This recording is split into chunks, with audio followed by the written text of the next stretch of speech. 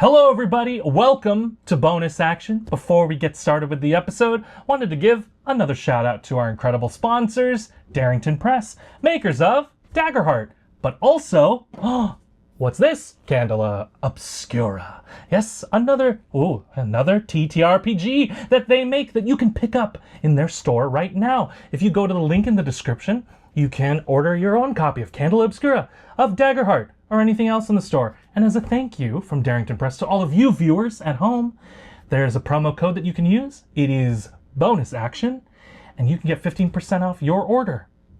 Go check them out. Thank you, Darrington Press. And thank you all watching at home. Now, on with the show.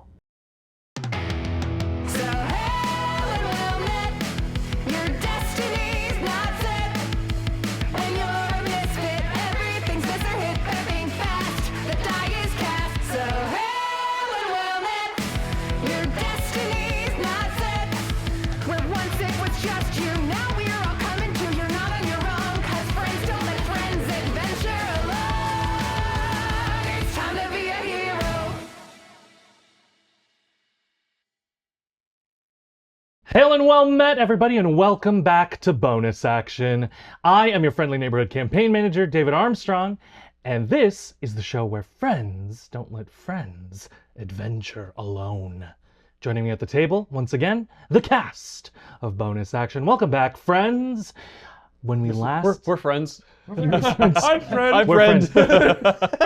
These are the friends who don't let me adventure alone. Because if it was, it would quite literally be just me sitting in a room by myself, probably in that weird basement, and we just listening to my echoes own. would help then. Just listen to my own echoes.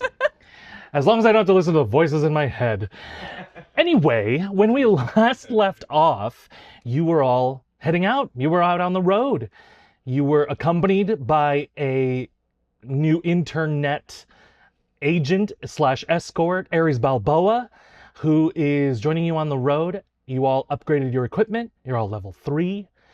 And a few of you, or maybe all of you, but at least 2 of you voiced the fact that these 8 lost years have changed you somewhat. And your experiences now in the wider world of Wild Country have altered your behaviors and your character significantly, subtly, maybe even in ways you don't even realize yet. But as we join our characters on the road, is there anything that you imagine they would be discussing on the way? Aries is playing guitar lightly at the front. On the road again.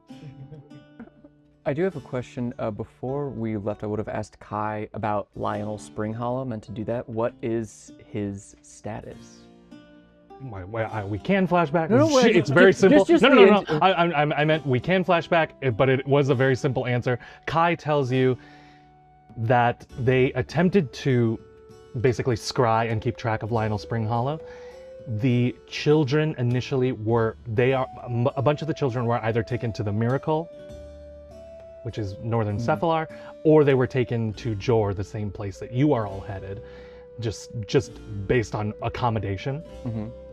Lionel Springhollow disappeared after that, and Kai explains one of the very difficult things about, or one of the limiting things about wizarding magic schools. It's hard to track a fellow illusionist. And so Lionel deals likewise in obscurity and obfuscation, and he's simply lived a lot longer than Kai. Yeah. So Kai just sort of a little burdened and a little like, you can tell it's kind of the burning like one regret that she has, and she's like, yeah, can't find him yet. Can't find him yet, but we will. Tracking him down. I feel like we're closing in. We're closing in on him. But yeah, so yeah, you're thinking about that as you're like, Rory, you're looking at Todd, the voice of Lionel Springhollow, this like vacant voice, like, oh yes, little Rory. Bye. But For now. Yeah, and you can imagine him kind of traipsing around Wild Country somewhere, various illusions, arcane shields protecting him. But yeah, whereabouts unknown. All right, very good. I guess, as we're about an hour out from the internet, I guess, Victor would start up. It's like, okay, I guess now would be, let me tell you about the sword, you guys. I know you guys had a lot of questions. I didn't feel comfortable talking about it in front of everybody. Only Rory knows this story, and I want to tell you the rest. I will tell you the rest of you guys what. I don't exactly know what's going on. The sword is... I don't know if it's me. I don't know if it's the sword, but something about my connection to it is special, I think. It seems like. Not that I've had a whole lot of time, or we've had a lot of time to look into it. But, Brick, you know how you enchanted the hammer to come to you with a word? Unt, and just from my belt. Just up. Oh yeah, it's pretty cool. I can do that with the sword, but I don't need to say anything. Oh. It just, when I want it to, the sword just appear, and it's just like it was on my back, and then it's in my hand. You see it disappear off of his back. It doesn't fly the same way that Labor's melody does to you. It disappears off his back and reappears in his hand, similarly to how you all disappeared into that ethereal plane. I think Brick flicks his goggles down and it's just like, I want, that's cooler than mine. That's fun. Yeah, the thing is that when this ability presented itself to me, you guys know my history, with Kasha hunting me and me being out on my own for half my life. And there was a bounty on my head. And people wanted the bounty. And so it wasn't just Kasha after me. I was in a lot of fights for my life through those 10 years. And the only reason that I was able to survive was the fact that I had this trick up my sleeve. The first time this happened, I was moments away from death. Like, this guy had me. And the sword was, at the time, was still too heavy for me to really wield like I do now, because I was 13, and I didn't have the strength yet. How much mass did you have? That is a good The question. mass of an underfed 13-year-old. Okay. So not a lot. Not a ton. Not even average. Yeah, below average. Thanks, guys. Well, you made up for it. I did. But You had like 2 13-year-olds onto you. Like you're like 3 13-year-olds. Yeah. It's pretty good. It is, yes. Thankfully it worked out. But I was able to... The guy was about to kill me. And I just knew if I had the sword in my hand, I would be able to win. And I just had my hand out. And all of a sudden, the sword materialized in my hand and threw this guy. So everyone who knows that I can do this is dead, and it's the secret has kept me alive. So that's why I did not want anyone to know that I had this one, because I've never, back when I was with my dad, like, no one, not that I didn't have the sword at the time, but, this was something that, people have, enchanted their hammer, or their weapons to come to them. I've seen soul-bound weapons before, but no one's been able to do something that I can do. So I didn't want anyone knowing that I could do this. Do you know where we went? I have no idea. That was not something connected to the sword that I'm aware of. It seemed like something that the internet did to, like, keep our weapons safe. So I'm not sure, but Can you go had there nothing to... again if you need to? No. That was not like sword space. That was Victor's dream house? No. It's just that Fortress of Victor 2? You know what? These are all great names. I've never thought about this. Honestly, I kind of thought we went to hell. I was Victor really said, upset about it. Was that an internet setup place, or was that related to the sword? It was in the internet hacking of something inherent to a property of Victor's relationship with the sword. Oh. That's fun. That's And so yeah, because I love how sometimes, as a GM, I have to sort of talk around things like a lawyer. Let me be clear, careful, and then Councilman. totally not something clear. Let me be clear about what just happened. It's this that's sort of this that's not this that's also this. let me be Thank you. Yeah. Let me be vague. It's just a point. Todd is listening to all this intently, but under his breath, he's going, cinnamon roll. You want a cinnamon roll? Oh my God, it worked! Yes, please. every season we latch onto a new food. I mean, I don't think it was. I don't know. The sword seems special. I don't know why, how, but there's something about me and the sword that seems extraordinary. I don't think that whatever we were, it seems to connect it to it. But when we were in prison, and for the first time in, I guess, almost half my life, the sword, I can always feel it. I don't know if anyone else has this, maybe with the hammer or something, or the No, torch. not with the hammer, but with these guys. Yeah, like there's just, even when I'm not, like when we had the boat race. Mm-hmm. I don't know if you remember, I didn't have the sword. I didn't bring it because I didn't. Oh, that's right. Because I didn't think it was proper to have it as a fancy thing. It did seem different. But I knew, because I knew I could just have it at any time. Because it's always, it's no. I just know it's there. You could have had your sword that whole time? Yeah. Oh, okay. But I thought it was a good exercise to try it without it. And you handled it. Also, so well. yeah, Todd really it was just great. absolutely ruffle stomped that rock giant. It was That was a pretty fun. I wasn't there, but I heard about it. There was some really exciting. It was pretty fun. Then you brought me over and we had shrimp. Yeah, we did. Fireworks and shrimp. Yeah. The big question is, Victor, are you safe? Well, I think so. I mean, now that you guys are all in the same boat as me, like I was.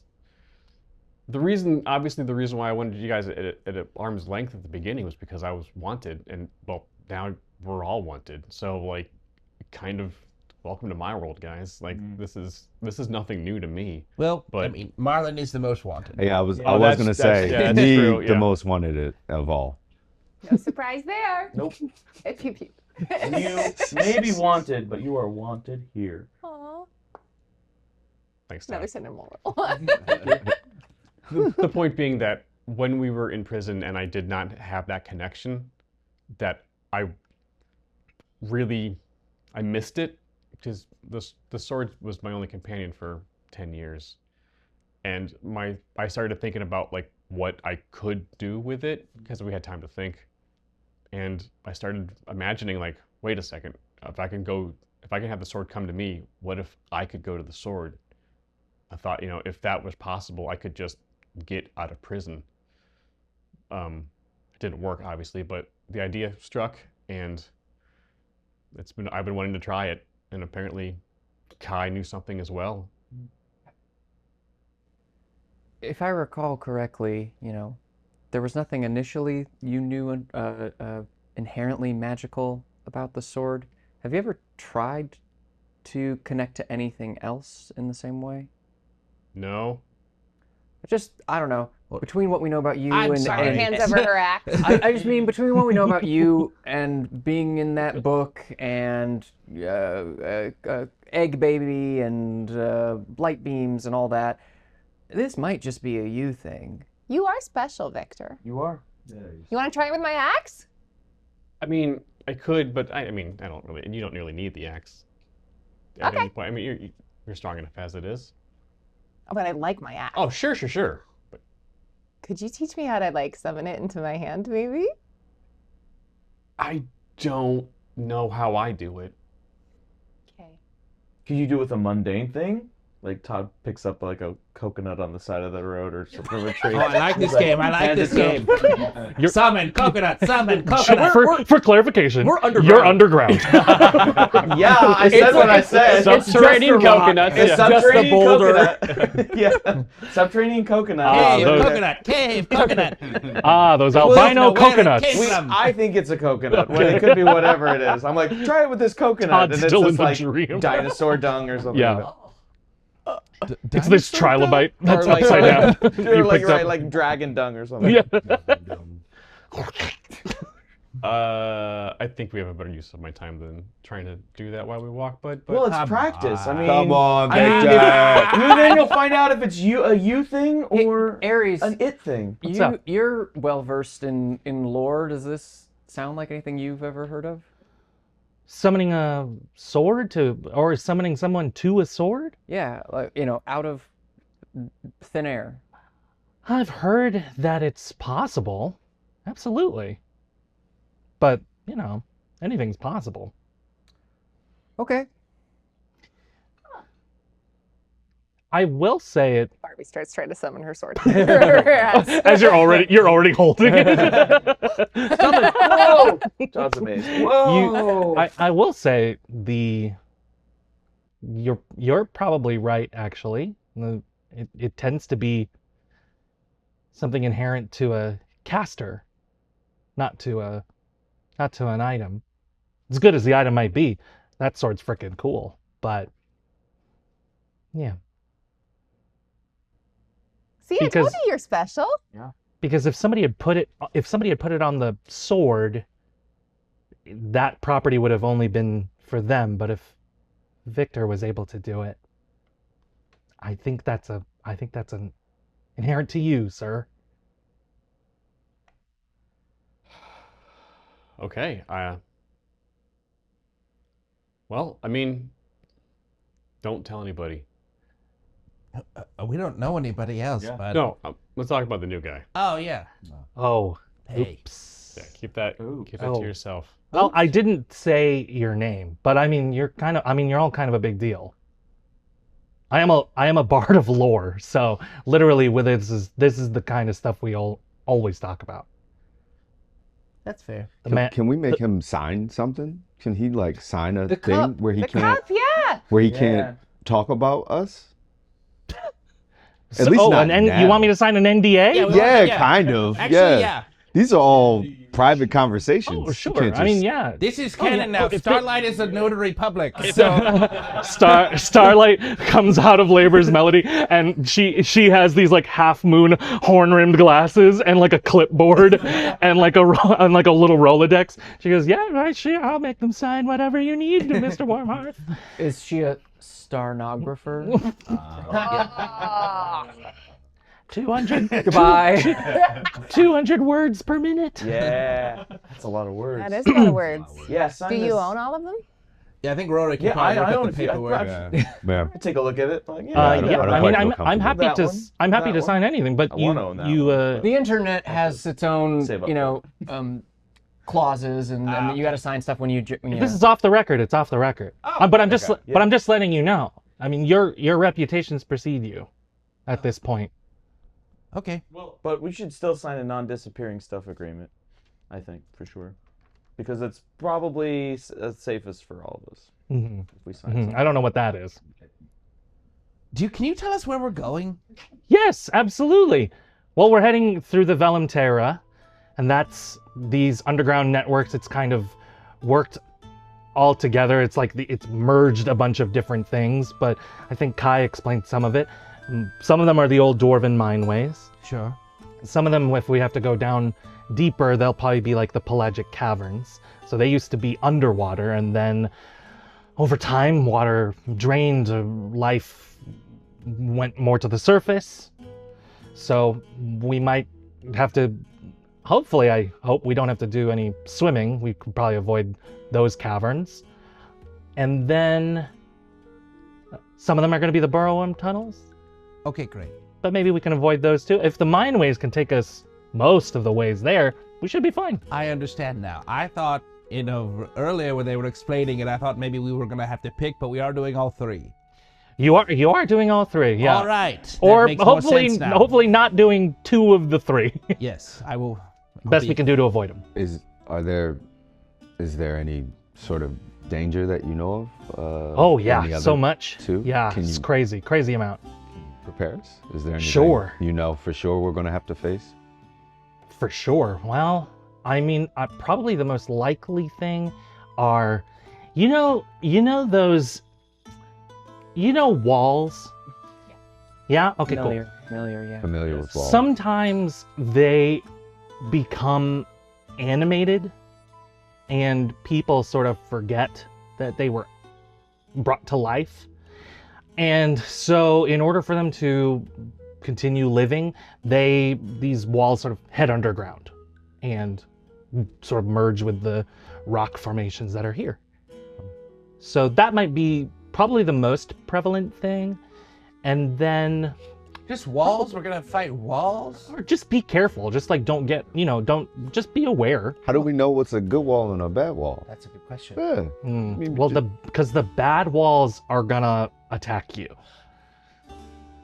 Yeah. Can we Are you just- asking like preemptively? Should we just like, preemptively attack the walls? Barbie Well, swings her axe. Well, no. I don't know about that. I mean, I unless you want to provoke every single fight. Are there such things as wonder walls? Yes. Do you want me to play it? Yay! And he says, yeah. I mean, I would just be careful. All right. Nobody lean It's good against walls. information. No leaning against walls. No leaning wall against leaning. walls. No matter how cool it looks. Yeah, exactly. No leaning against walls. When we do take a break, probably when we have to, because it's going to take us a few days, we'll have to camp at some point. We'll find a clearing and we want to make sure we're kind of in the middle as much as possible. All right. And let's see. I mean, the goblins are pretty harmless, so they probably will leave us mostly alone. They like me. Yeah. Yeah, They like you? Yeah, they like me. Yeah, we had a Yeah. party. Yeah, we hung out with party. some. Ares looks around at the rest of you, absolutely wide-eyed, and is like, he's even cooler than I had heard. Right? Oh yeah, This Yeah. is crazy. it's true. I know. The goblins like him? They don't like anybody. Yeah. But they shouldn't, they should mostly leave us alone. And then again, probably the mineways. I mean, there's been talk of the primordial oozes. Have you ever heard of those? Okay. Well, they're a little scary because they're a little translucent and they kind of sweep through old caverns and caves and suck things into them. Then basically they're like a big like shambling mound of digestive acids. So whatever they sort of capture in them, they just kind of break down and digest over a long period of time. Kind of not totally, they're not the smartest things in the thing. So, yeah. But best to avoid that too. Can you Just fight 'em? Just be a little careful. Yeah, you can fight them. You can fight anything. Poke it with a sharp thing. and If you can kill punch it, you can fight it. it. Yeah. Mr. Balboa, I don't mean to be rude, but Uh-oh. you know, if we get into a scrape, what do you do exactly?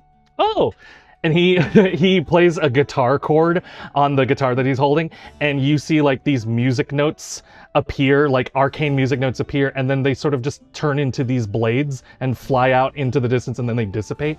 You know, I rescind the question. That was rad as hell. Metal. Thank you so Wow. much. You're Thank a you so guitar much. hero. That was a G sharp. Oh, Oh, good. Thank And you. he can pun. Todd, you're gonna like this We're guy. in trouble. Thank you. no, Thank we're you. in the Pelagic Cavern, or the I guess.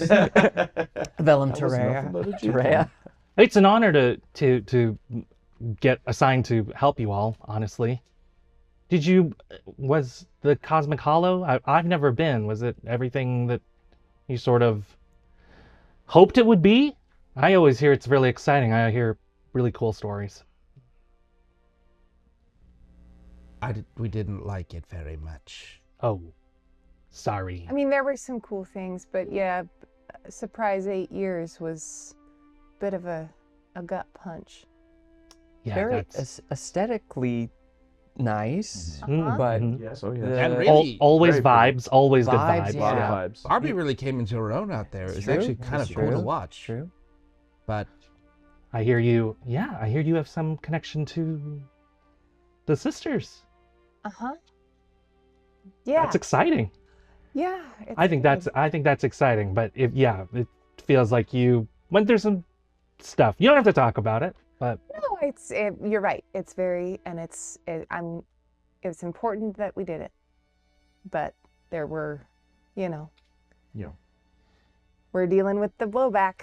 Have Yeah. you? I think the first time, sorry, I was gonna say, have you, Mr. Bubba, have you ever heard of a Watcher of the Wilds? no, I've never heard of that title, but That's me. Hi. Oh, So you Wow. might be the first. Oh. wow. That's pretty didn't cool. know. It's pretty cool. I mean, yeah, the sisters have had champions in the past. A couple of them are in prehistory, but yeah, that specific title hasn't existed before. I was going to say also, you mentioned the 8 years. That unfortunately, I think. I mean, I don't want to point any fingers, but the queen of the Cosmic Hollow, the queen of the Summer Court, the Court of Seasons, Queen Titania, she doesn't. You all didn't visit the court, right? I think you went straight on your mission or whatever. We didn't encounter. Yeah, she's a little vindictive about people not paying proper respects in the Hollow, and tends to. That's a punishment. Did no one tell you that? No. I No. remember. Should we send like a fruit basket or something? Yeah, I think that's a good idea. I mean, That would have been, we could have just done that, and then we wouldn't have lost all the time. yeah, Oh. maybe. I mean, yeah, Well- maybe. Is that how common is that knowledge? I mean, I hate to brag, but you'd probably have to go to a bard to find that kind of knowledge. So maybe my dad didn't know. And Alistair. Alistair knows a lot. I would think Yeah, Alistair I would would- know. He Do you probably think he withheld would've- it? I don't mean to be that guy right now, but Alistair is a problem for later, I think. Yeah. We've got a lot ahead of us. Right. We I gotta don't- just forge ahead and fix it. Yeah. Yeah. I don't know if it's something you'd necessarily want, but I will say, because you've done that once, you wouldn't lose time again. You're marked as realm walkers now. You can come and go in the Cosmic Hollow as you please. It would probably benefit you next time you're there to bring something to the Queen. I don't know if she would be willing to give you those years back, but that's always possible. And I also don't know if that's something that you would necessarily even want. Not to be dismissive of the time lost, but sometimes shit happens. And the best we can do is be the best that we can be now. For what it's worth. Amen to that, brother. Yeah. Just gotta go forward. Okay. You want to sing let's- Wonderwall? Sure. Let's party. Can I spend a hope to actually make you sing? Yeah. After Say it. Todd's eyes You're just my start swirling. wonderwall. Can you split the what? I was gonna spend hope to make you sing. Save your hope, I'll sing anytime. Hey. The bard sings Wonderwall, and then he also and then at some point he switches over and starts singing an original song about the Watcher of the Wild as it becomes like this like inspiration. It's like the Watcher of the Wild, like kind of a sea shanty sort of tune. And you continue on.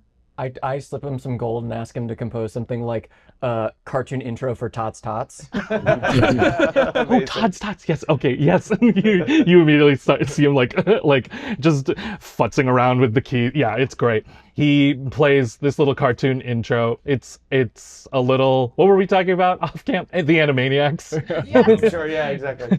It's time. It's time to get lost with Tots. As we're brilliant. continuing to walk, I think Yeah. Brick pulls up next to Marlon and it's just I sent Torch around the building, mostly so I could talk to Starlight, but just kind of wanted to get the lay of the land. And he said that you were meditating for like a long time. He said Barbie was also kind of snoring next to you, which I'm not. That's another conversation, but he said you seemed at peace, but also, I don't know. I'm just making sure everything's okay. Yeah, everything's good. Can I tell you something? Yes, of course. Okay. I wasn't there. Okay. I wasn't. My body was there, Yes. but I wasn't there. Where were you? My soul left my body, and I went into another plane of existence. This sounds insane. That sounds really cool. I went into another plane. Cool. Ares switches. He can't hear your conversation, but you just hear him kind of serendipitously switch to free falling. These are great songs. I was You should thinking, write these where all down. soul meets body. Sing them well, but not well enough that they trip copyright. Please and thank you. Oh, sorry. Yeah.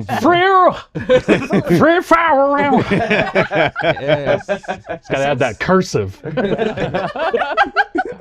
This guy's great. I know, he's very good. So glad he decided to come. Yes, my body was there, but my soul, I astral projected Wow. onto another plane. And I went back to the temple, Oh, really? yes, and Master Larkspur. You got in? Yeah, it was open. Wow. My old master, Master Larkspur, who was dead, but his soul was alive, but he had like a really weird sense of humor about it. He kept joking about how like the sucker died, but he's also the sucker. Well, I mean, if his soul is free, like I kind of get it. He's kind of othering in a way that might not be healthy, but Yes. Yeah. or is it? I'm not sure. I guess, yeah, he was literally dissociating. I Yeah. guess that's what it was. I was outside of my Kind body. of shot the moon on a dissociate a little bit. Yes.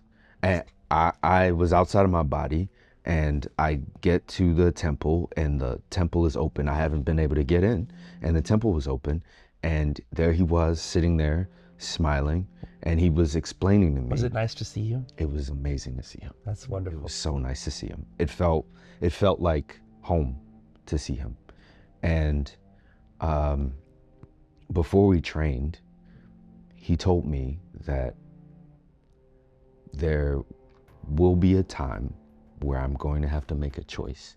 And I know we have our mission, but he was saying that the choice that I have to make will seem like it's off mission or seem like a tangent, but I have to do it. Okay. And I'm telling you this right now because I need someone else to help convince the group that this is the right thing to do. I promise this really happened, and I promise this means a lot to me, and I promise I have to do this. And to be honest, if no one comes with me, I will go by myself. I have to do this. Yes. I believe you, first of all. Just, don't astral project and peep on people. Don't be a creeper about it. I can't make any promises, but it is a really cool thing. It is actually, yeah, it's pretty neat. So I'm going to do it. But also, yeah, maybe don't disassociate that you're okay with your regular body dying. Yeah, no, Maybe. that That was a lot. I think he'd been astral. I think his soul had been gone for a long time, and that was. You just hear distant laughter on the wind. He's just a little lost in the sauce out there. Yeah. And that's fine. He's got a lot of dip on his chin. Is it sauce? Are we all sauce? The cosmic sauce. Yes. Cosmic sauce. Too late to therapize about it now. I'm already separated from my body. The condiment of the stars. That's great. The Soulville level. Oh. Solvent level. Bronwyn, Burn. I will say, I understand that you have been lost from your people, and I understand that we have become your people in substitute of that. But I know I know you are with us. You are family with us, but I understand that there is a certain aspect of their family, and I understand you're going to need to do what you need to do in order to take care of that. And I can convince the group. I will do my best. Thank you. And I don't know when it's gonna come up. I tried to ask for more detail from Master Larkspur. It's a little loopy. And he just said that there's gonna be an obvious choice, and I'll have to make the choice that's right for me, and I have to convince everyone. He also said that whatever we find when I make this choice will be good for the group, and we'll need it for whatever we face in the future. Of course. I understand hard decisions, Marlon. I do. But I also understand that there are consequences for hard decisions. So, I will do my best to back your play, but I would be lying if this doesn't make me very nervous. Absolutely. And I completely understand that. When I had that conversation with him, I knew immediately this wasn't going to be an easy thing to tell people or to talk about with people or to convince people to do. I know it's sticking your neck out for something that seems like it might just be only benefiting one person in the group, but it is something I have to do, and I think it will also make me better for the group as a whole. I fully understand. I mean, I threatened an intern that I would burn her whole house down. You did. It was crazy. So, like, I understand doing what you need to do, but I feel bad about that a little. No, don't feel bad. You know, yeah. It was it's wild times. Yeah.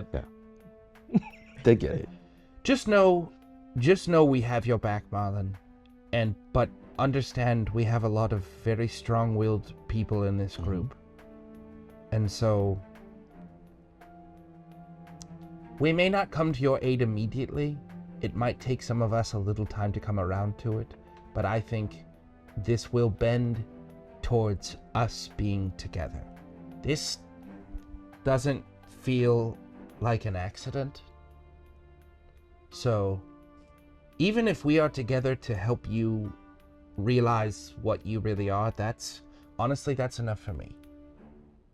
But I think with the sword and with the Feywild, and Rory told Todd, I feel like a jerk. It's like I also knew, but I didn't say anything, and then but I told you at one point, but then but also it just makes me look like a little bit of a jerk. I have to. Roy didn't say that Britt knew. What I'm just, and Todd's like gonna kill a lot of people apparently because of it. But what I'm saying is, I think we're all coming into our own a little bit, and we're all going to have to help each other come into our own space. Mm-hmm. I just hope what you have to do doesn't tear us apart before we have to put ourselves back together again. No, I don't think it will. And no matter what it is, I will always be back. No matter what it is, you guys are my family. But I just need to figure out a piece of myself.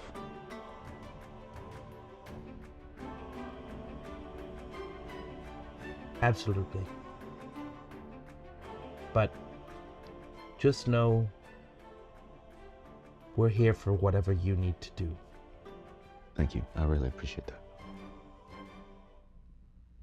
Would it have killed Victor to summon the poop? Would it have killed him? I know. He just doesn't. It's like, it was so for our fun. We're clapping. Exactly. He just doesn't play. He just doesn't want to play. Just doesn't. We were dancing with the goblins. He's doing sword stuff. It's fine. We'll get him. We'll get him. Maybe that's the hard thing. We have to open up his heart. Yeah, maybe that's. Ares has transitioned to Dirty Little Secret by All American Rejects. Let me know that I've done wrong. As all Jor American rejects. as they start to, I like a dwarven band. That's a cool image. The best drums. you continue this conversation, and we flash back for a moment, back to the prison, Keldemer. And as you're all continuing on this journey, we see a very similar setup to when Victor was brought into the visitation room where Rory was sitting. Rory is sitting in the same position, sitting there seemingly waiting. And you start to hear some fanfare as Lesrafisk walks in, and he goes, "Look alive, 3393. Lady Estelar is on the grounds and wanted to see you." I don't imagine I have a choice, so okay. No, I don't imagine any of us have much choice. I am at her disposal. What a choice of words. And he steps out for a moment, and Valora Estelar walks in a moment later, takes a seat across from you. Aurorian. Welcome home. Apologies, it was not a hero's welcome. We simply presumed you were dead.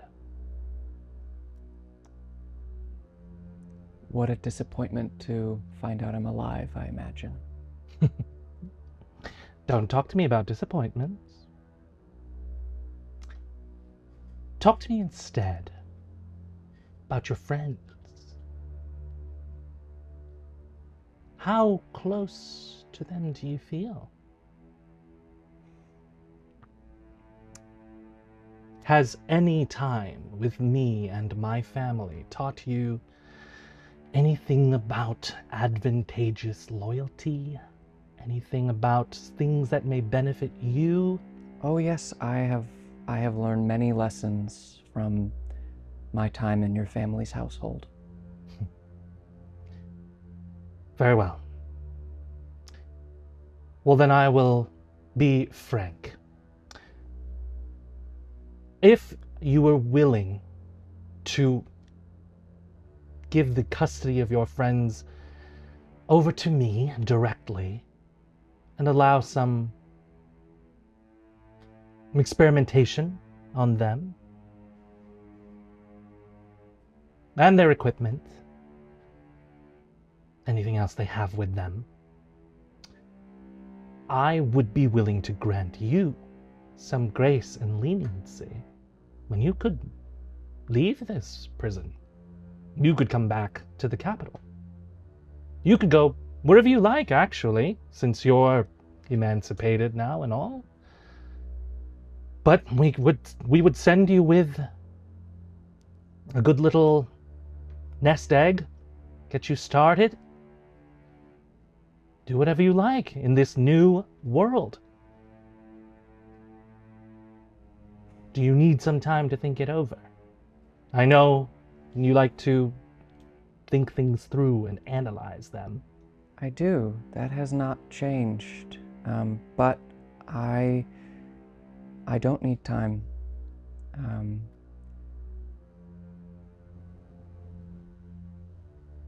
I can see that you haven't changed. That things, well, you've aged poorly. Oh! But inside, you're still Valora.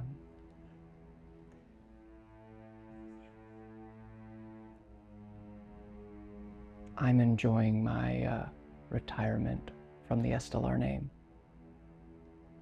I think I'll stay in prison. Well, I see you got your bastardly wit from Derek's, regardless of whether you're our child or not. But I appreciate the honesty, Aurorian. Rory.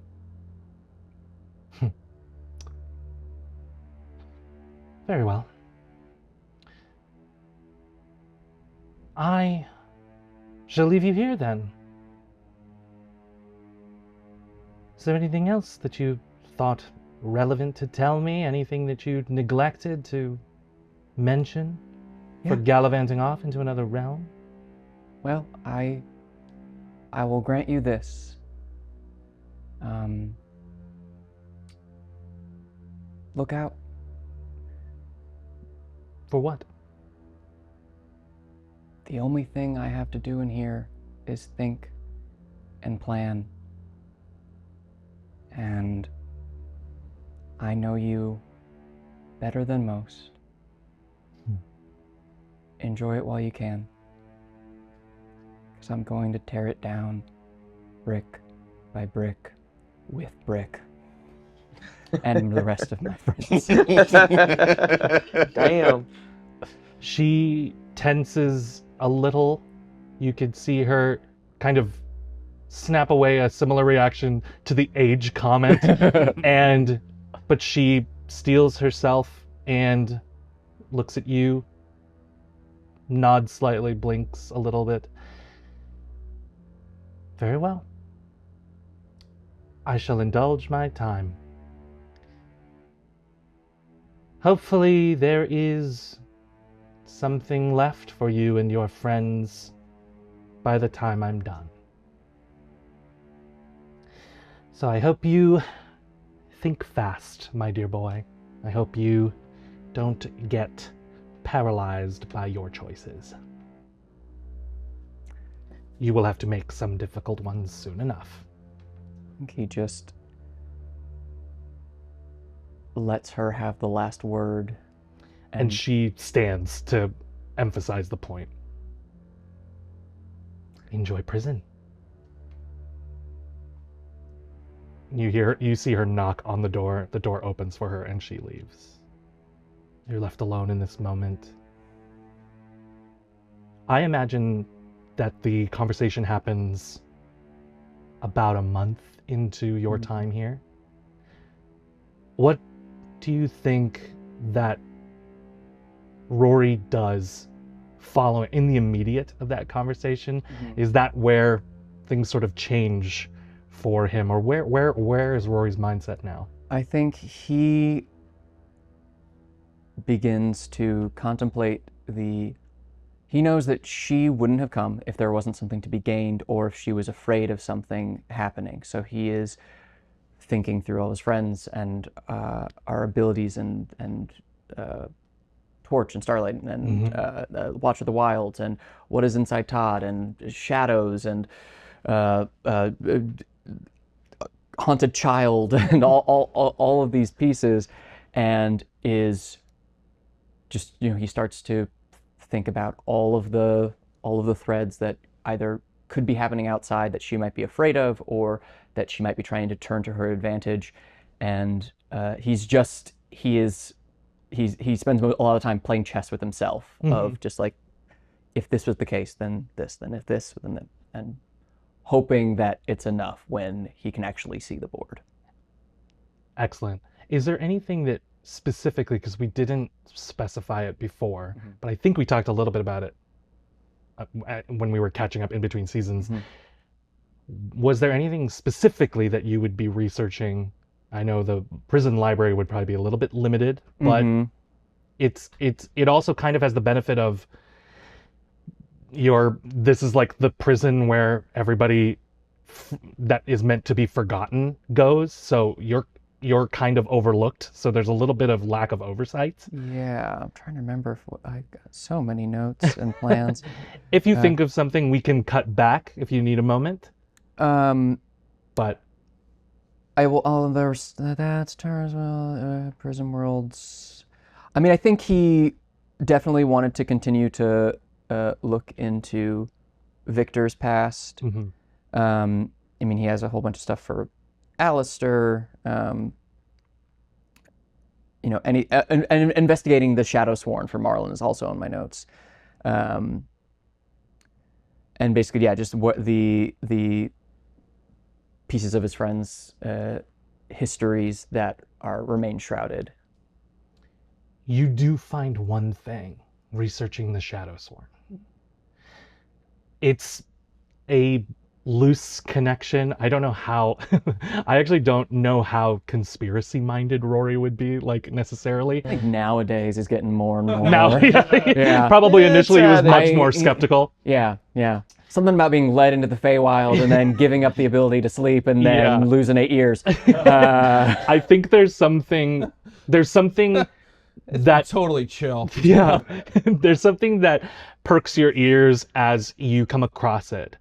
But there is kind of margin notes in these other books that are researching other things, and some of them are basically based on teachings from the various temples.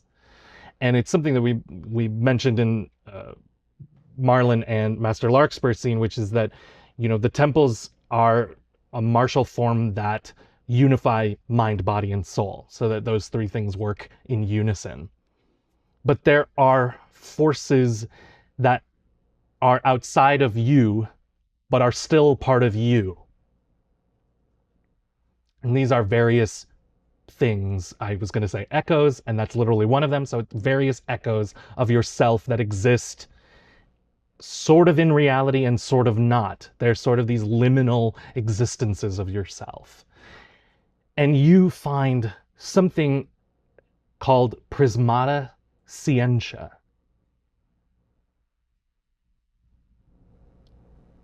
And what it seems to be is essentially like a scientific thesis about unifying in addition to those three things, unifying the other things. The echoes. Echoes, liminal existences, whatever those may be. To each other or to the mind, body, and soul? To the mind, body, and soul, essentially reuniting all those parts. The basic theory that you find is the understanding that as a mortal, not immortals, mortal, the mortality is gained by splitting away certain parts of your existences. And so the idea that immortality is gained by unifying. Possibly. Possible. Yes, possibly. Or that it would at least get you, one step closer to it or something like that. But, yeah. So you find that, and it leads you to like a couple of like academic papers from researchers who started to write some of it, but a lot of it is secondhand or third hand, like, oh, we heard about this, or there had been experiments like this in the past, but all of the primary source documents and experimentations are either not available to you or they are not available at all. I imagine this is like the Andy Dufresne library. Yes. Thanks, Andy. Rory just kept writing letters, and eventually, If you'd have told me that all right, I hope for all the you ocean is as Shawshank blue kids out there, as that's the it second is in reference my in this show. We're gonna keep them coming. and I think we sort of leave that passage Yeah. of time montage and flashback with you in the library researching these things, taking these notes. We return to the present. You're all continuing walking. Is there any other conversation that you might have? Victor asks Ares his origin story. Oh, Ares. Excuse me.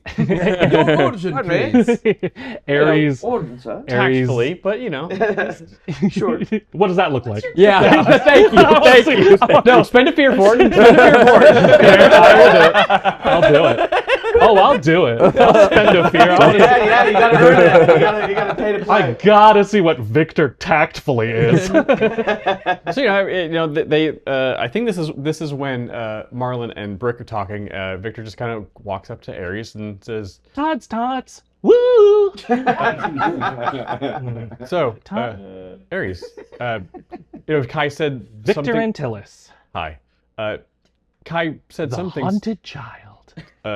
Yes, thank you. Sorry. I was just wondering, since you've kind of been here the past 8 years and stuff, and Kai kind of slightly introduced you to us, I was just wondering, like, what's your story? What brought you along to the internet, and how'd you become a bard? Oh, well, I've always been a bard. I mean, I guess I guess I could say I've always been a part. I've always been a performer. I grew up, I was an only child, so I was kind of left alone a lot. And I started to go take myself to the theater and watched plays and musicals and performances. And I really liked watching a lot of the one-man shows. And I thought, man, I could do that. Yeah, that'd be pretty cool. So I taught myself guitar, taught myself how to do a few different disguises and makeup, and then started doing that. Then I learned that you could go to the Bard College, the Dahlia College of Bards. It's pretty cool. You should go. Well, it's all of them are closed. But when they, maybe in the future, when they reopen, hopefully, you should come visit. I was about to be a professor there. Oh, Yeah. And yeah, Dahlia College is set in this waterfall in Illendale. It's behind this waterfall. And it looks like a giant dahlia flower. Anyway, my parents weren't totally cool with it. They didn't like the whole thing, but they didn't really have much say in my life anyway. They were never really around. So I started going to the college, and then I was interning at the Discerning Eye before the Discerning Eye kind of became Valora 24/7. But when she first came in, boy, I mean, Valora's kind of a, I don't know if you've ever, no, I don't even know if Rory's ever told you or anything like that, but I mean, Valora used to be part of a really cool adventuring party towards the end of the Society of Fire War. oh, I think he might have mentioned that, but in passing. Whose party? I mean, it was Alistair McAlpine, which I think you guys mentioned before. That's yeah. And then I think his business partner, the Grimhold, Sterling Halloway. And then Madam Landa? Madam Landa, yes, is Mary Landa. Holy shit, she's the coolest. I hear that the legend is that she could kill a man with just a needle. I believe that legend. Yeah. Yeah. Holy crap. And then it was Valora. She was kind of the youngest member of that group. And Do you know what her abilities were? What her specialty was? yes, I mean, sort of. It's a little bit, it's a little bit uncertain. They weren't documenting stuff for everything like that, like they are now. But yeah, but she would have been like a kind of a, what do you call him? Like an oath keeper, like an oath taker, you know? Okay. I hear she was pretty proficient. And then there was a witch with them, Cyrena Lacosta. And there was another bard with them whom I've met. This little goblin guy named Krusk. He's the coolest. Okay. Very recently retired from the Dahlia College. And there was a ranger with them as well. Yeah. And I think Valora, and then Mr. Estelar, Derek's Estelar, he was in another adventuring party. And they sort of met on the road, and they fell in love, I guess. I kind of don't feel like capable of love? That's what I was gonna say. I kind of don't feel like she is, but I don't know. When people get married, I don't know. But yeah, they got married, and they both retired. But yeah, seemed like things happened in that adventuring party. I don't know. Always sounded like they kind of fell apart. Interesting. Yeah, that kind of sounds slightly familiar for what we kind of heard from Alistair, I think. But we didn't really go much too into it. I didn't know about those other ones, the other people at their party. Alistair was a little cagey. So was Calloway. He seems to be a little cagey.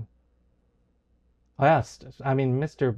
Holloway's a mastermind. That's That's probably, as rich as he is, that's probably his best trade, is all the secrets that he probably knows.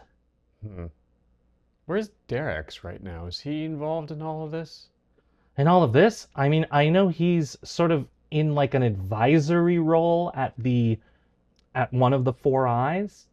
Well, kind of all of the family is, I know Morty's enlisted in the Vigilant Eye. I think Derek's works with Sky Eye. Bellamy was embedded by us and was working alongside Valora. And that's how she was getting some secrets and whatnot, and she was actually responsible for getting your guys' equipment to the safe house and everything like that. Oh, interesting. Huh. Okay. Yeah. For you personally, what were the last 8 years like? I mean, not great. Yeah, it was a little scary, and then the college closing was kind of peaceful. That was nice. They gave us some time, to send all the students home and everything like that. But it ended up being like a big last minute emergency reroute, we sent everybody home, and then we sent messages to be like, don't go home. Everybody go to these safe places, and we were trying to mark safer places for magic folk to go. So it's been a little bit busy, and we're a little stretched thin. I know Kai probably mentioned it, but we don't have as much field training as I think the eyes think we do.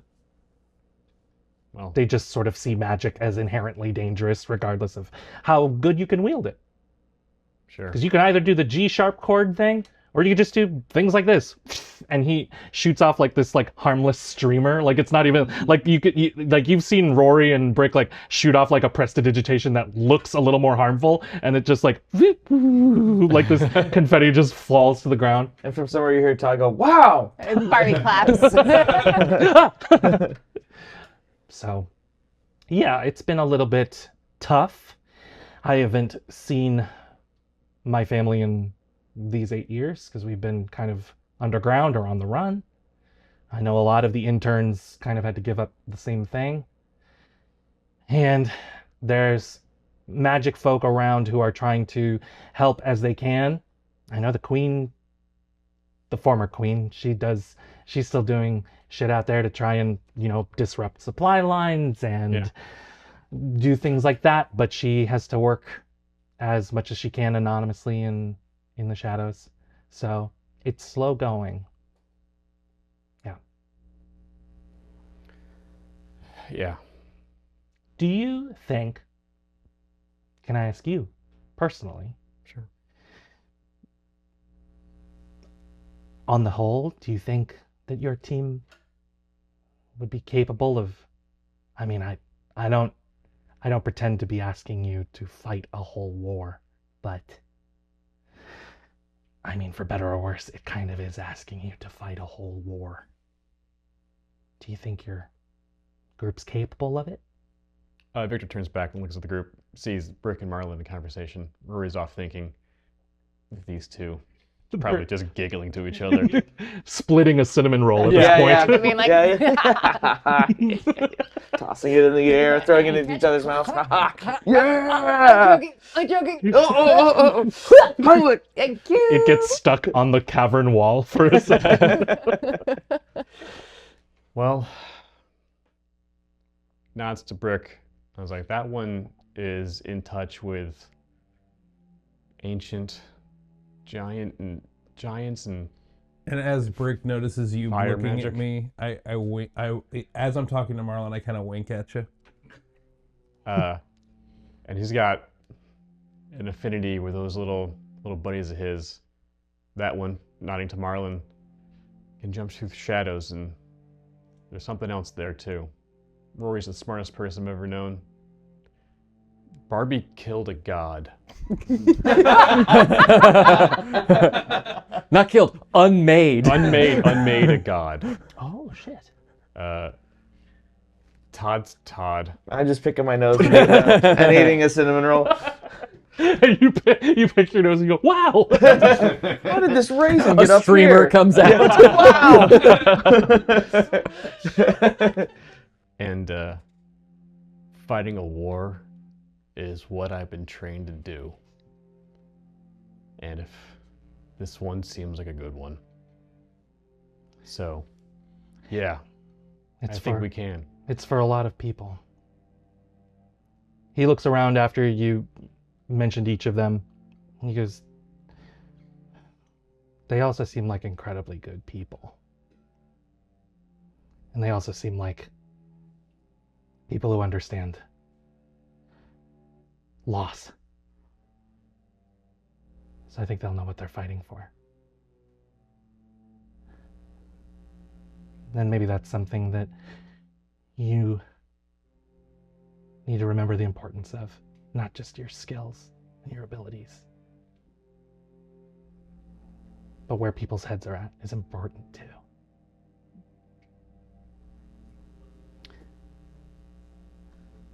But you're a pretty good leader. Thank you. That's what I hear. I'm trying. Now, how about something a little bit more jaunty on the way? All right. If I ever leave this world alive. And you continue on, and we're going to hit our first sort of environmental encounter here as you're heading into this space. They're closing in. The wall. They're opening up.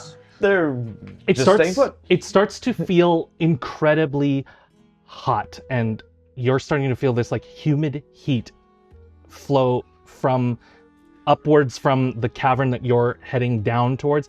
You're kind of heading down this this decline now, going downhill and heading a little bit deeper. And Brick, you would recognize that for powering certain parts of the mineways and also diverting certain parts so that you know we can get to better sources of ore and everything that doors would be mining, they have to reroute lava flows.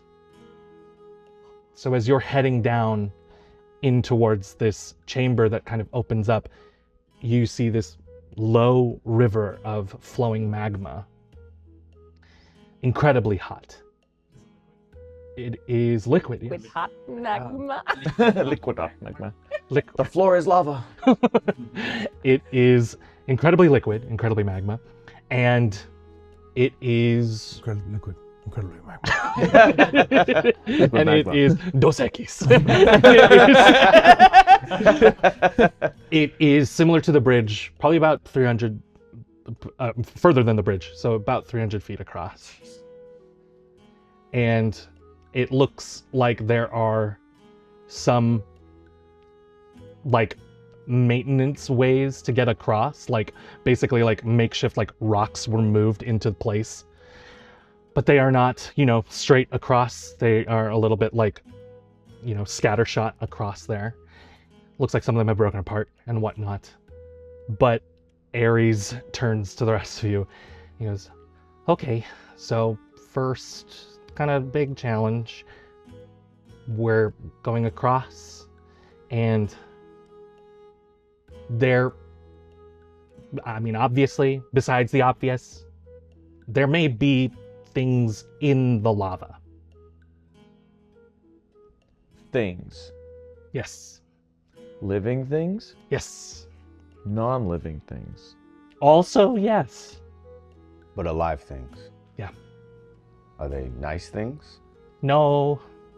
Well, Did you really think they were gonna be nice? I don't gotta know. ask. Maybe. Let him Yeah, finish. no, Let him no, finish. you're Ask right, you're right, ourselves you're one right, you're right. question. I shouldn't Is be the universe shouldn't be friendly? pessimistic. I shouldn't be pessimistic. Ares narrows his eyes a bit and goes, well, we don't really evaluate creatures on nice or not nice. Mostly they're hungry. Mm. Okay, so not Cinnamon you're rolls? In that case, I understand. Are We're because out of of cinnamon cinnamon roll. roll. No. I do like the idea that you brought like months worth of cinnamon rolls and they're all ready. Why is this bag so sticky? Keep the frosting separate and separate. It's part of it. I also like the idea of becoming a hardcore GM about inventory, but only about your cinnamon rolls. Wait, as a Wanderborn, I Yeah. can pull anything out of the sack Yeah, and I can use it. So I've Okay. saved a bunch of cinnamon Bonus section rolls. got real crunchy. Like, real fast. Yeah, but I've got the Tupperware domain, Yeah. so it can Yeah. stay longer. It Tupperware stays moist. domain. Daggerheart is not supposed to have encumbrance, but we pushed it to a point where he had to enforce it. We will have they our sustenance. they cinnamon rolled too close to the sun and I had to enforce encumbrance. There's no initiative here, but there is cinnamon roll for initiative. A rule that no one followed in 5e. Encumbrance, nah. Okay, anyway. Yes, Ares nods at you, Marlin, and says, yeah, the things will mostly be hungry, but, I mean, to be fair, if you fall in the lava, I mean, you probably won't be alive long enough to decide if they're nice or not. Can Todd use one of his experiences to, when in doubt, scout it out? Can you look around and use, kind of be like, this is a new piece of terrain here. Maybe we can take a look here and see if there's any ideal route? You absolutely can, and what I'll say is that depending on how well this action roll goes, everyone will gain an automatic D6, essentially an inspiration or advantage in Daggerheart, a D6 that you can use towards the roll specifically of getting across the lava river. And ultimately, whatever roll you end up using to cross it, you have an automatic D6. And I will allow, if this is a successful roll, I will allow it to be stacked. So if you have additional modifiers and ways to add advantage and all of those things, they can stack onto that. I have a crazy idea. Can we see we can see the other side? You can see the other side. It's a ways off. How dark is it on the other side? I mean, Are there shadows over there? Yeah, I mean, presumably, yeah. Marlin, how far can you shadow step? It's far. I can do it far. With anything within far range. So far range is about 100 feet. Okay, so it's too far. Yeah. Because she said it's about 300 feet. Yeah, Okay. 200 feet. Are there any anything hanging from the ceiling? There's stalactites that are hanging from the ceiling. Some of the rock formations kind of jut out a little bit more, a little uneven and whatnot. It'd be kind of challenging because a lot of it basically are these like fire poles, you know, like it's not a lot of like monkey barring, you know what I mean? They would mostly be vertical, but would, if I were to, hit these there's stalactites, because stalagmites might hang from the ceiling, but they don't. That's why they're on the ground. That's how I remember. Oh, I was always told that's a good because way to they do it. hold on Stalagmite, tight to the not- ceiling. Oh, Yeah. that tight and honestly, might. That makes more logical sense because I've always remembered they might hang from the ceiling, but they don't. And I've explained that to people straight face, and they've been like, "That doesn't make actually." And he said, "You're correct, but that's insane." You go both ways to error. wind up Right. where you started. Yeah. I go overwrite. stalactites because a T would hang down and stalagmites come up from the ground. That's really We can solve this by calling them ceiling spikes and floor spikes. And I don't know why we had to call them such close Geron, you can, but I know internet comments. Oh no, I know. I, as the GM, if I was like ceiling spikes, all the comments would be like, "You mean stalactites? You dumbass!" Yeah, but 89% of them would be Googling it first and then putting it in the Of comments. course, yeah. Absolutely. Nobody actually knows Yeah, what they're exactly. I calling. know our community well enough to know that the chat has never been active more during a live premiere on this episode than talking about how people remember stalactites and stalagmites. I'm just saying it's. We'll all get the Everyone just mnemonic look at the devices chat right now. Yeah. See, so- Do people get in stalag fights about it? Oh wait, what's Anyway. The miscellany term. stalagmite. I just. Yeah! Everyone gets a hope. But they don't. All right, let's select fight. What I'm thinking. The miscellany term is geothera, I believe. They're called geothera. How far up is the ceiling? Would you imagine? I'll say like 50 to 60 feet. Okay, we have retconned that I have the Labor's Melody, but we're treating it as a distanced weapon Sure. to kind of like cover the spread from a cantrip perspective. Yeah. And it's now like an instinct, quote unquote, spell cast, but it is the melody. If I were to hit some of these stalactites, I'd like have them fall in a way that maybe they would bring down more to build like a platform in the lava that we can kind of just like hit them and like jump across the lava. You absolutely can. Okay.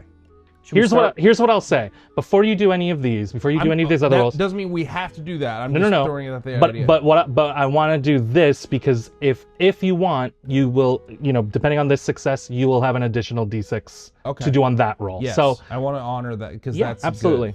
That's fine. I just thought Josh, might you as well put- use it if I Todd got puts on his Todd's Tots hat. What does his It's all hat very, look like? very. What's that? What does his Todd's Yeah, Tot what's hat the look like? logo for Does Todd's he Tots? This might be metaphorical, but does he have a Todd's Tot hat? I don't know if he's got like an actual hat. Have you A ever vest? imagined what the logo would look like? What does the logo for Todd's Tots look like? We don't have a canonical one. It's maybe like a fantastical version of a tater tot with a hat on it and like a thumbs up. And it has like a wilderness shield. Yeah, exactly. Yeah, and like a little sash, and it's like I was about to offer that up to you, being like, I feel like if you wanted to have a prop for this, having like a merit badge sash with like Yes. badges on it yes. seems very Todd Yes. coded. I can already feel Bree getting on that and trying that out. Shout out to our character Yes. artist, Bree. Yes. I meant to do it when everybody did the montage of their characters walking out, but there it is. And it says off to a great start. All right. Well, now I'm mad, but I will let you still make this roll. All right, that's Take fair. a fear. Take Yeah, a fear. take a Take a fair. I'll be taking this fear That's on back. us. Take an eye roll. Do eye rolls count as fear? Yeah. All right. They count as resentment. Is resentment. What would I roll with? Specifically, maybe. I would have to say it is your knowledge roll. knowledge roll. Okay, so But you- -1 Okay, but Yep. you add your experience of Okay. you add your +2 experience from for my when in Scout doubt, it scout out. it out. Okay. All right. Oh, hey! Crit hit. Yeah, double twos. 2-2. Great success. unbelievable, absolutely unbelievable. So you gain a hope. Remember to mark that. Oh yeah, did you mark one initially? And then- I to use it, but now I just leave it there because I had to unmark go. it. Yeah. Hell yeah. Excellent. Okay. So Oh my god. with a crit, Nice. It's all about cinnamon rolls. with a, It was the cinnamon rolls that did it. yeah, it's in my yeah. belly, Oh, and great, my brain no, was all the sugars. don't make me resent the cinnamon rolls more. I love cinnamon rolls. So, That for was a the cinnamon crit, in regards to the crit, I will allow everybody. You have a d6 for the initial roll that you will use, however you're doing to cross the river or whatever, and you have an additional d6 to use in this moment at any time. And it can stack with the other one or whatever. Could we decide after, like if we roll and then it's not high enough, can we like be like, I want to add my second d6? Or is it the kind of thing where you have to say, I'm going to use my d6 before you roll? Rules as written, you would have to declare that you're using them beforehand. That's what I thought. Just wanted to make sure. But I will allow in this situation for you to add it if you like, Great. in honor of the crit. So do we want to try this stalactite situation, or do we want to? it's a good idea. Yeah, I love that This idea. is you said this was like a low lava. It's Right? low, It's not, yeah. yeah, it's not like a They're all deep the same. river. It's like a more of a like it's wide, but Yeah, like It's wide across. You also don't know how deep it is. okay. So with that crit success, maybe that's what his thing is he's just like, oh, that's a good spot. That's a good Yeah. spot. Maybe here. You kind maybe of here. point out to Brick Yeah. the points to hit that will hopefully not cause a cave in. And I'm like, Brick, you know caves, like you know like these sort of like maybe the systems here. Like, do you think that like what's a good one to hit? I also would be fine with marking off a hope point to add stone cutting to this as well. If you want to do that, I mean, you it may. is an attack roll. I don't know if I can add an experience to an attack roll. You can. Oh, all right. Any action roll. I have you to can be add honest, your experiences when There's we also train- reaction rolls and and reaction rolls. Yeah. When we yeah, you can transit- add whatever. Oh, you can add to react. Oh, any interesting. duality die thing other than I think Oh. like Then yeah, any action reaction spell casting. Any ability. 2d12 roll you're making, yeah. you would- Other know than it's- I think risk it all. Huh. I think, yeah, risk it all. But I know obviously, it sounds silly to say this because we're sponsored, but I do actually love the system. That's cool. Yeah. The more I learn about it, the more I'm like, yeah, man. Cool. Then I am going to do that. yeah. And you have 2d6 advantage to you that you can declare. I've already said you can declare that you want to use it after the roll. I'm going to give you the difficulty now. You're trying to hit some stalactites to cross a lava river and make it fall so that it is successful without a cave-in and hopefully long enough that they are able that they're crossable Yeah. in as safe a manner as possible. I'm going to make the difficulty on this roll a 19. Okay. You have your d6s and you're adding a +2 from that experience. Oh, 2 5s, baby! Oh man, I will say, man, the crit system, it does actually. I'm like, I rolled a 5, and then it was like, that's not great, but it does add a little bit of hope into a low roll. I'm like, well, like it could be, huh? Also take your hope. Yeah, take your hope back. Oh, And clear a stress. And clear stress. And clear I didn't stress. have none of that. Man. I'm We're just saying it so we remember later when we're stressed Negative out. stress. Just Negative a stress, baby. quick like sidebar question. Yes, Why absolutely. wouldn't you use the d6s at the beginning? Is there like a What do you why mean? would like because you have them? They're not like they don't like carry over. Right. Right. Like why wouldn't you just use them? You would just use them, and normally what I explained to Amanda is that normally you would have to declare that you're using them right away. So yeah, so you probably would just use them anyway. In this case, I am allowing you to use them after the fact, so it's worth it to roll and then see if you can save them for something like if you had Like to do fighting a lava monster. Yeah, like if you Okay, exactly okay. like if you had to do They do carry to like they would If carry we're in over this scene. yes in Yeah. this Okay, scene okay, yeah okay, exactly. okay. So if there was It's something not just this moment. yeah, Okay, but okay. now we're done with this scene. Does that make sense? Oh, you just did it? So Brick Just this moment, we would do. Jay Schmidt, describe to me this incredible. I imagine it's not just a hammer hitting a bunch of rocks. I imagine there's some magic involved. Please describe to me this critically successful play to cross this lava river. Well, I think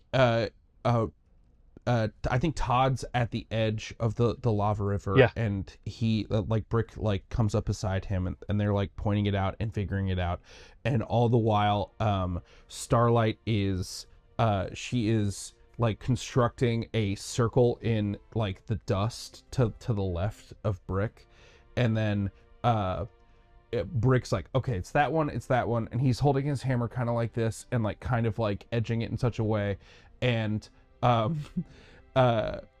finally when they figure it out, Brick is like, pull, and Starlight, she basically like takes whatever she was digging up, throws it up, Torch heats it as it's on its way up, and Brick just bats like a molten boulder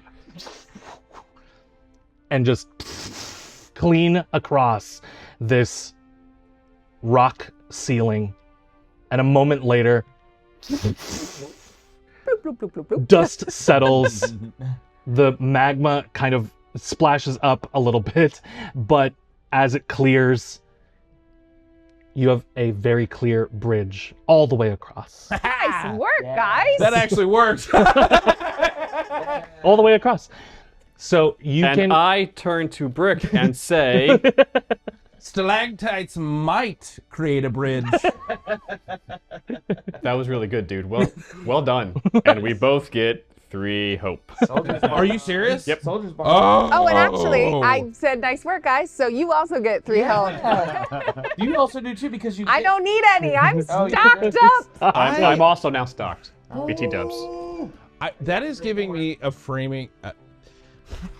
That just hit me like in my personal heart. I was like, that kind of encouragement gives me 3 hope. It gives me Jay 3 hope. Oh, Very therapeutic. Yeah. Very therapeutic this sometimes I game. just need to be told, hey, you're doing a great job. You did a great job. Sometimes. You all cross very carefully and safely. Some of the some of the rock formations fall at varying heights.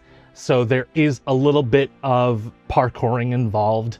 You have to climb onto the first one and then drop down onto the second one. A couple of them a few times as you are crossing, just depending on the order. At several points, some people land on one of the rock formations and they break and start to fall over, and another one of you reaches behind, grabs you, saves you, pulls you up onto the next one. You all reorganize, regroup, keep your weight just evenly distributed and everything like that. And Ares is playing a song quietly as you're all crossing. Ares crosses last, and you all make it across. At some point, about halfway across the lava river, if some of you deign to look down and at least just see if you can catch some of these lava piranhas that you now do not have to fight, they are kind of chomping a little bit, and you can see like their eyes light up with some of the magma that surrounds them, and you could see them hitting like the rock wall as they and then you see them like back up and then like and then you get, because they're made of lava, so they can chew through the rock eventually, but it takes them a little bit of time. And you all are on the other side. Can I offer you the song Ares is singing? Yeah. I want to use these abilities. And Do less well. Yeah. making a DM rip up notes feels so good. Ooh, that's a core memory. But Ares is singing, "Brick built this bridges, brick built this bridges with Rocks and rocks. Rocks and crit rolls. You all continue on. If there's any conversations, probably for this and probably into our next episode, if there's any sort of scenes or conversations you want to cut away to, please don't hesitate. Just go ahead and call for it. But if not, then I will continue into, you are all heading further down. It starts to even out a little bit again, and you are continuing on, and eventually a kind of welcoming sight. Brick, you see kind of one of those, it's kind of a, like one of the like electric car charging stations almost, or like a rest area, and you could see a bunch of mine carts like at their beginning positions before heading down into the deep, into the digging deep where active ore sites would be. You could see on the wall like a little like pit stop sign in dwarven runes, and it is marked with a couple, not your clan, but a couple of the other clans, especially some of the underground ones. They still mostly live underground, and they have various like markings and sayings like the mileage to the next rest stop and the directions that each of the respective carts would be going on into. Like they split off from here off into various places in the Velum Terra. And yeah, you see a couple of other things here, like it looks like old supplies, long abandoned. There looks like a couple of lanterns and like hard hat lantern lights, but it looks like they've been kind of a little bit rusted over and whatnot. And you can see one like even the arcane light is like flickering just a little bit, but is mostly dead. But what would you all like to do? Bob and Barbie. Bob and Barbie. Todd and Barbie. Todd and Barbie, go jump in. Yeah, We were both like, very excited. We're like, jumped we in both go saw kart. those mine carts and we're like, time for a Game ride. on. Here we go. You can We're like kids at amusement parks who see the ride, and we like run up to the ride and we wait for the rest of our crew. Like you could fit two to a cart, and so Todd and Barbie jump into one. Okay, but you don't start going immediately? I don't think so. I mean, I we think- just oh, jump I think in. we You scared? I was like, I think it was just like we get in and we're like, yeah. That would be pretty okay. great if we're just like, Starts to roll. No. oh my I was god. thinking, I was like, oh my god, What do we do? We gotta go. Wait. Yeah, I guess they don't realize that they like. At least I don't realize that like it could potentially start rolling. Right. But we do jump in, Just so to be whatever. ready yeah. to go. Yeah. It lurches forward a bit. The thing you will have to do is there is like an old arcane switchboard that you will have to finagle with a little bit. Since it's 2 to a cart, you're all heading in the same direction. You can't just get onto where the carts are at present and go. You'll end up going in 3 different directions. There's about 5 tracks here that you can head off on. But basically, you'll all have to take some time to move a couple of the carts and move on some the of the same switches track. around so that 3 carts are going in one direction. And Ares points out which direction it should be. And it's actually not the one that Todd and Barbie are sitting in. So he sort of whispers, you're gonna have to get them out. Are some of us small enough that like one car could have 3? Because we have Ares as well. So, or is there? Do we need to move 4 total? Oh, yeah, Somebody you solo? could probably squeeze 3 into one of the cars. Yeah, Ares is pretty small. Probably with us. You guys Absolutely. ready? Let's go. Just as like an unspoken moment, but Yeah. Brick seeing all of this dwarven stuff, Yeah. he becomes very aware of the sending stone in his bag, Mm. and he chooses not to use it. But he is very aware that it's there, and he is too afraid to call. And actually, kind of as you're thinking of that, you see like one of the small runic etchings on the sign, this large sign that you see. You see a very traditional dwarven blessing, and it says "Dier Luthacht kan dier fieren," which is everyone has a place because everyone belongs. Oh, that made me cry. Whew, that's nice. I like that. So you see that blessing, think of your family. And I think, obviously Brick's a smart guy as well. There's a moment that you have of like, you don't want to get your hopes up, but you are heading closer towards home. Yeah. With that, I'm not going to speak for Brick, but after you take that moment, if you want, you can start finagling to get ready to leave. All right, let's do this thing. Ares points to which track you're most likely using, and I'm assuming the strong folks amongst you will help move the carts into the proper positions. Yeah, we hop out. And Yeah. I hop out and- we're like doing it like too fast. We're like, all right, let's go. Yeah. Not lifting properly. You're just like, Yeah. yeah. Yeah, exactly. I You're roll for throwing hernia. the carts Yeah, exactly. across. Yeah. Excellent. So yeah, I think I guess Brick and Victor in the front one, and then our smaller folk in the middle one with Ares, and then the barbarians in the back. We're squeezed in. Yeah, we're like really tight. But is there ahead? Like, how far ahead can we see? Do we need to like look on the track for any debris or like accoutrement ahead of us? It will be dark, so if there is some means that somebody comes up with to kind of light the way, that will be helpful. Should I be in front because I can see? Oh, okay. That might be Oh, good. Might be helpful. So Yeah. maybe I'll get in front with Victor or Brick. And Sure. you also, if there is something on the, I would imagine, would have the ability to get in and out of that mine car in a way that could be. Well, if we're moving, I mean, he could jump ahead, take the thing off. How fast are jump these back things in. gonna be, Brick? And also, we don't are we moving through Pretty magical fast. means? Or are we moving through actual practical mechanical means in terms of speed and It's a mix propulsion? of both. It's a mix of both. It's momentum will carry you on the downhills essentially, and then on the uphills where there would normally be like roller coaster mechanisms to pull you up, it's like arcane locks engage and like pull you forward, pull you out of tight turns. The arcane mechanisms also, like, as best it can, obviously, keep you, like, when you're taking like a sharp hairpin turn, it pulls you back to keep you stabilized. Right. But- First things first. Helmets, everybody. Helmets. You all grab some of the rusty Safety helmets. first. Yep.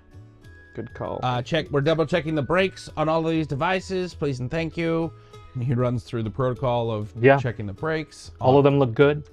I put a hat on. Great sword, the axe. Do we have any light sources on these helmets? Some of them do. They're a little bit dim, and some of them are broken completely. So, how many of them are broken?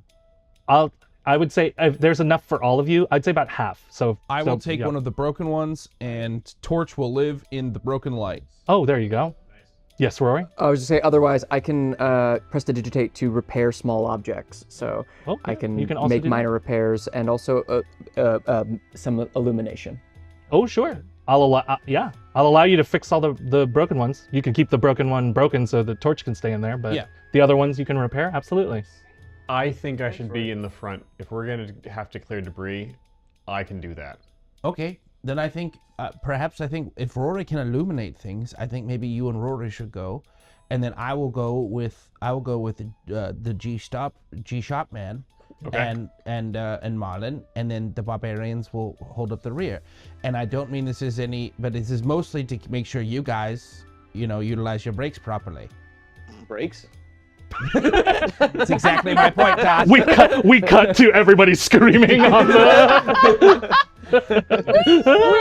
yeah, we're having a great time. break. Don't get me wrong. Hands and arms inside the cart. I love your enthusiasm. It is infectious. However, Oh, all right. I hear so ya. for me to clarify, front car is Victor and Rory. Okay, and middle car is Brick, Marlon, and Brick, Aries. Marlon, We're gonna do Aries. another odd jobs with these pairings. Just split off and go. Oh, And then yeah, and yes, then it is. the Guardians are in the rear, Todd and Barbie. Bringing up the butt. Yeah.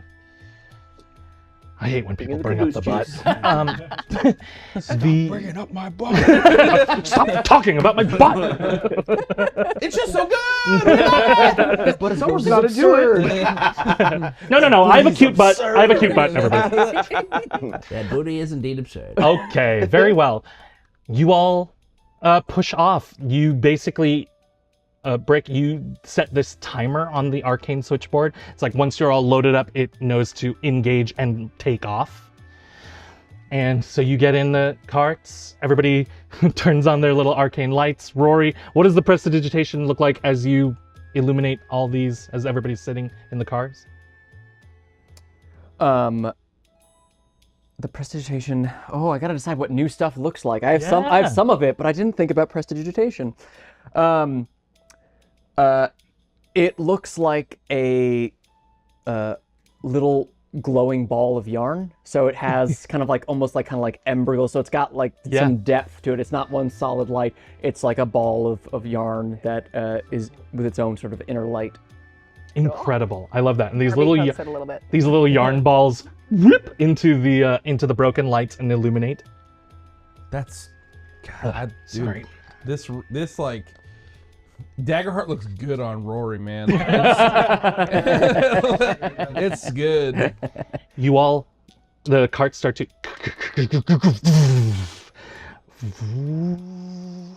and the first like downhill turn sends you all careening down.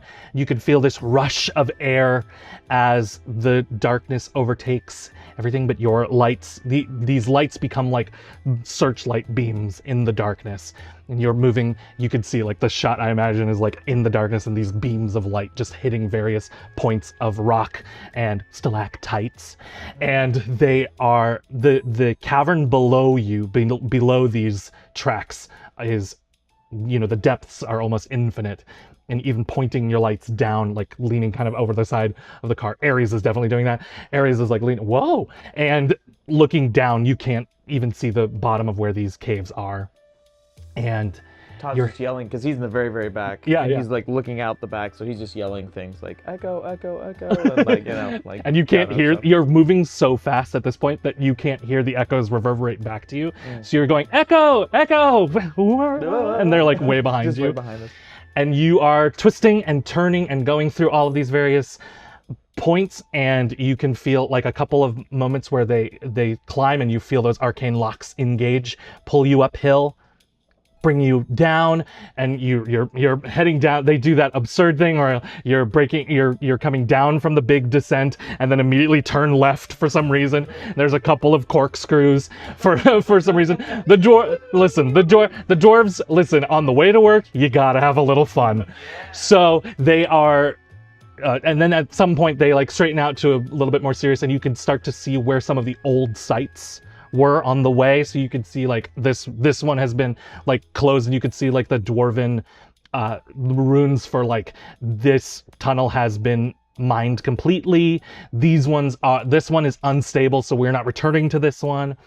Various other things. This one was, you can see the ones that were used for like sleeping quarters. So instead of coming all the way back or heading all the way out or something else, some of the caves were just dug out so that people could essentially sleep. You know, when like people have to like camp out on the sides of mountains, psychopaths, they can do that. So they do something similar here in the mineways. The interesting thing about Brick's relationship to this is that Brick is actually Ridgeborn and not like he was not really like, he didn't live under mountain really. Not Underborn, yeah.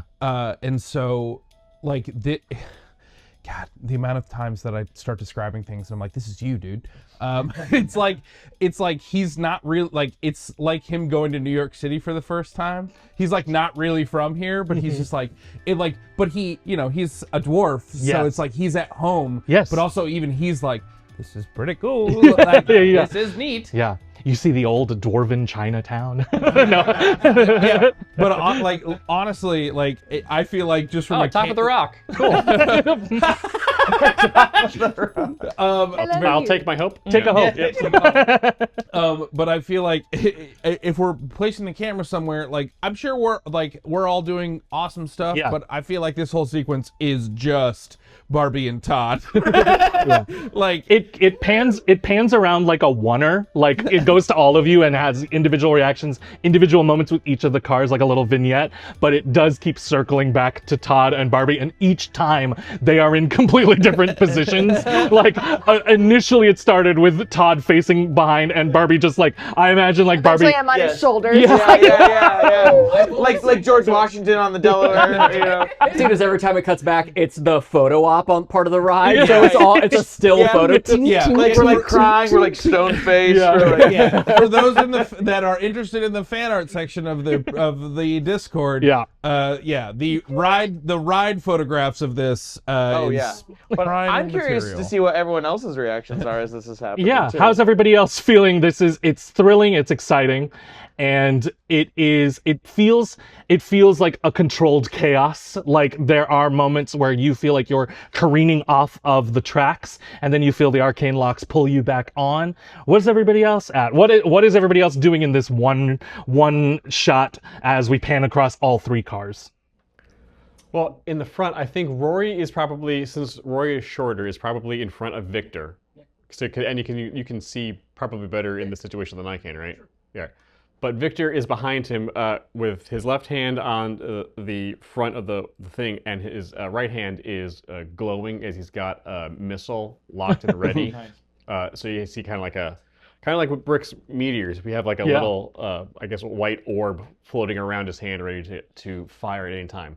And there's a small smile on Victor's face as he is having fun, but it is very small. Is he like actually having a lot of fun inside, or is he just not showing it, or is he like, this is fun? They said there was debris. My eyes are ready to be able to clear the debris from everyone behind me, but there is a small like, going fast is kind of fun because I like to go fast when I run. Yeah. Oh, this is kind of fun. But I need to make sure everyone's okay. Yeah, little car go fast. Little car go fast. Little car go fast. Little car. Hoo-dee-hoo.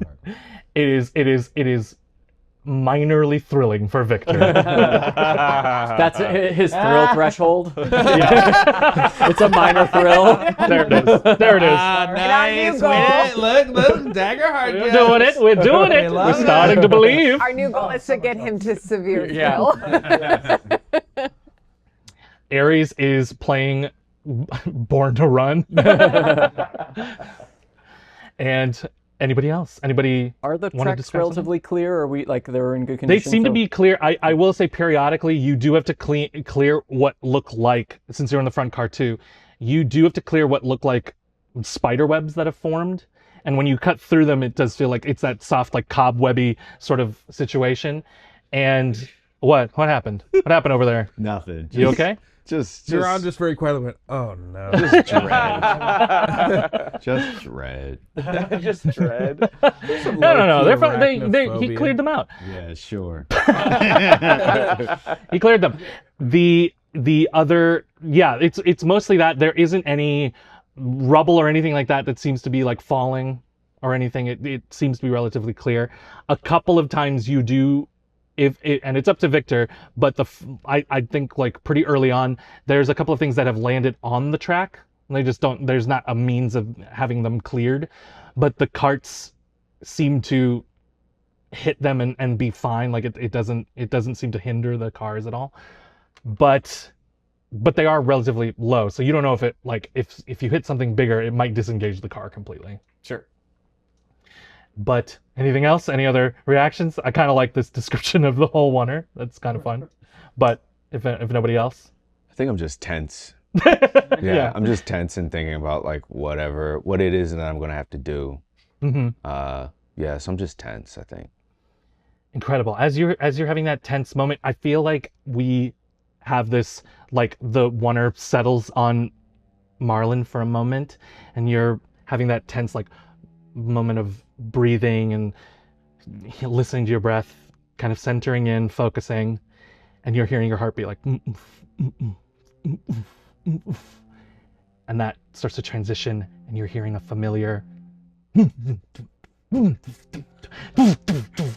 then you start to hear off in the distance, and you can start to see like smaller mine cars, like rails that are accompanying you. You kind of see these for the first time. It looks like they are like the supply cars, basically. So instead of these are for people and passengers, but the smaller cars are for like actual things that are mined to take them out. And they kind of mirror the movement of these various tracks. And along those smaller tracks, you suddenly start to hear cars approaching on those, and you hear and you just hear as some goblins start to attack, and they appear, and you see these torches fly up.